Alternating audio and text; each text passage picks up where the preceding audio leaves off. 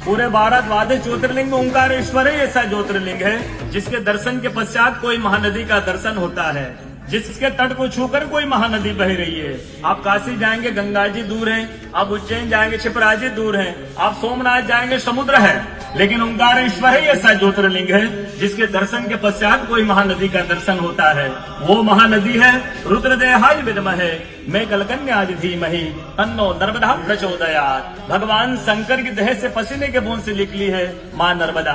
भारतवर्ष में जितनी नदियां हैं सब उत्तर दक्षिण दक्षिण उत्तर की ओर बहती है, लेकिन माँ नर्मदा उदय से अस्सी की ओर बहती है, पूर्व से पश्चिम की ओर बहती है। भारतवर्ष में जितनी नदियां हैं उसमें नर्मदा ही नदी ऐसी है जिनके जितने कंकर हैं सब शंकर है। नर्मदा पुराण में ये भी कहा गया है कि नर्मदा जल के स्पर्श होने से जो शिवलिंग निकलता है उसको डायरेक्ट ले जाके पूजा कीजिए, उनको प्रतिष्ठा की आवश्यकता नहीं है। नर्मदा जल स्पर्श होने से वो स्वयं प्रतिष्ठित हो जाते हैं।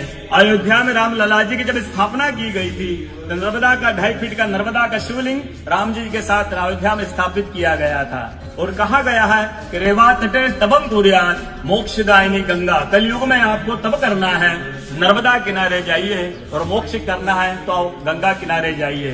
रेवा तटे तबम कुर्यात् मोक्षदायिनी गंगा। तो नर्मदा किनारे एक संत का तपस्या संत का अनुभव बताता हूँ जो वर्षों से नर्मदा किनारे रहे। जब वो देखते सुबह 3 से 4 बजे ब्रह्म मुहूर्त में एक कोई माई आती है, नर्मदा स्नान करके लौट जाती है।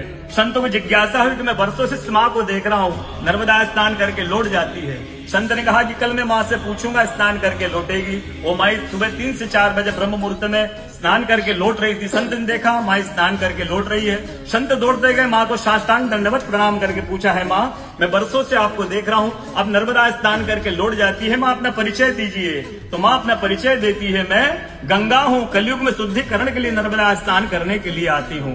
बोलो गंगा मैया की जय, नर्मदा मैया की जय, ओंकारेश्वर भगवान की जय, आज के कथा के आनंद की जय, भक्त और भगवान की जय।